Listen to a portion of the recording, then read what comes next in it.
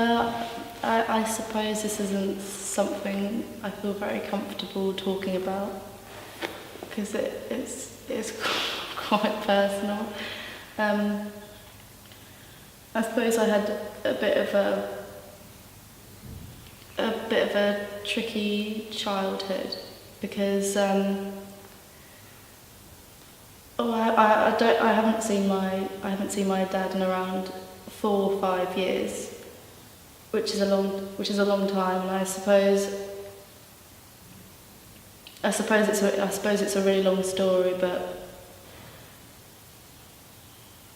how did it affect you being a teenager growing up without dad?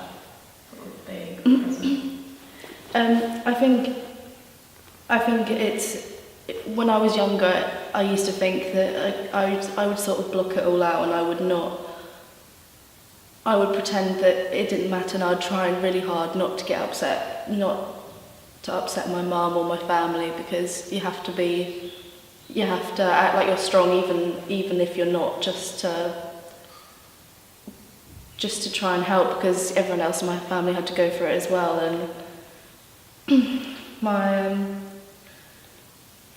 I remember when I was younger, it's hard because I have memories from when I was really young, and my dad was I remember him being, the thing is, you never really know if your memories are really true or not. Like, you look back and you don't know if it's a memory you've kind of made up to try and make yourself feel better. Sometimes it's hard to tell real memories from fake ones. But I remember being quite young and having quite a nice childhood. My dad would buy me lots of sweets and chocolate all the time, and it was really nice.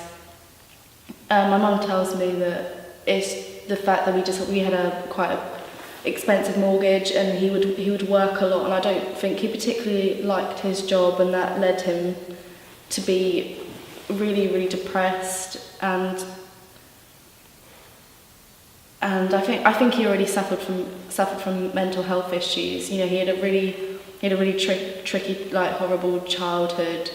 You know, his dad died when he was really young, so you know, it's hard to make judgments about people when you know about their past as well. I think it's really hard to talk about memories I had, because a lot of the time when you go through hard experiences, your mind blocks it out, and your mind subconsciously forgets those memories because they were hard to deal with. And I suppose I remember my dad started drinking because he was depressed, and he was a really bad alcoholic, and he used to drink all the time, and I remember him he would always get drunk, and it was horrible, and I don't like being around drunk people because of it. It would always get drunk, and then I remember every time it was really difficult, because we would always forgive him, because we'd always, you know what he's been through, and want everything to be okay. And he used to say, I'm never going to drink again, I'm not going to drink ever again, and he'd always keep on doing it. So it was a long time when we would all put up with the things that he was doing, because every single time he would say that he'd never ever do it again, and we believed him every single time. I know I did, but I was young, I suppose. And I remember when he had a car crash, which was through no fault of his own. I think someone crashed into the back of his car, like completely totaled his car, and he had to have like a spinal, I think it was on the spine on his neck. He had to have an operation, and so he was in a lot of pain because of that as well. After the car crash, he was in a lot of pain. So I think he came home one day, and was like, I quit my job. And he used to have a really good job, and he quit it because he wasn't enjoying it, because it was too stressful, and he would always say, I'm looking for a job, but I don't think he was. He didn't get a job after that, I don't know. I think he's had one job after that, but I'm not sure. And so yeah, he had this car crash, and he didn't really,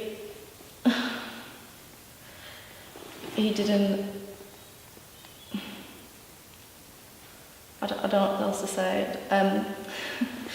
It's really difficult to talk about. How has your relationship with your dad affected the relationships you formed in your teens? Well, I used to be, like I said, I used to be really strong, and I used to think they didn't affect me up until not that long ago. I used to think they didn't affect me, and after all that happened, he did a lot of horrible shit. Like he just went for 2 weeks and didn't tell anyone where he was going. He just left, and it was really stressful for my mum. And my mum's been absolutely amazing. Like, she had 4 children to look after. Like, at one point we didn't have anywhere to live, and now we've got a nice house, and she's got money now and stuff, and it's all, my mum's amazing. My mum's been really amazing through it, and I thought that none of it affected me. I thought that none of it affected me until not that long ago, when it was the first time that I had taken LSD, when I became conscious of my unconscious habits. Like, I realised that I had met my boyfriend because I saw someone that was damaged, I saw someone that was hurting, and I saw when I was on it that I knew then that I was with him because I saw this damaged person, and I wanted to fix him. I wanted to fix him because I wanted to try and fix the relationship I had with my dad. And that's why I unconsciously went for that sort of person. Like, I wanted to fix that relationship, and I think even now, even though I know I do, I still, feel like I want to go for people that are emotionally stunted in some way, and I feel like I want to help them because I'm trying to help my dad, and I know now that really I need to fix that relationship in order to get past this, but I can't because he's been missing for the past. He's been missing for the past nearly 2 years now, and I don't know where he is, but I think I would like to maybe try and.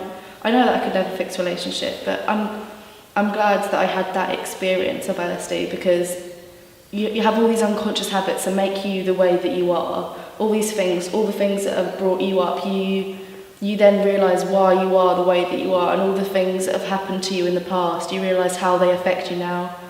And I used to cope. I didn't realise, but I used to cope with my dad by just blocking it out, and like anywhere I'd be hurting, I'd block it out.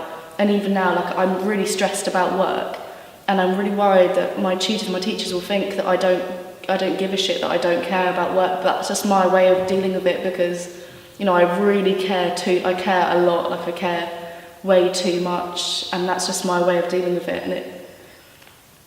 And I realised that when I had taken it, and I'm trying to show how I feel by not pretending that I don't give a shit, which is what I do most of the time, but I do, and I think there's everyone just poo-poos it, like everyone just, like LSD has this kind of a massive stigma to it, it's like hippie, crappy, whatever, and it's really helped me. Even just one experience, I think, could help anybody, and I think I've realised all these things just through one experience, and it was really important to me because it gave you a different perspective on yourself. I saw myself in a new light for who, you don't see yourself for who you really are, because you are yourself, you're not looking at yourself, and it was really important to me because now I realise, and now I can help myself more. It was like loads of people. I think that's it. I think that's it. Yeah. Yeah. Okay, that was really good. Well, thanks.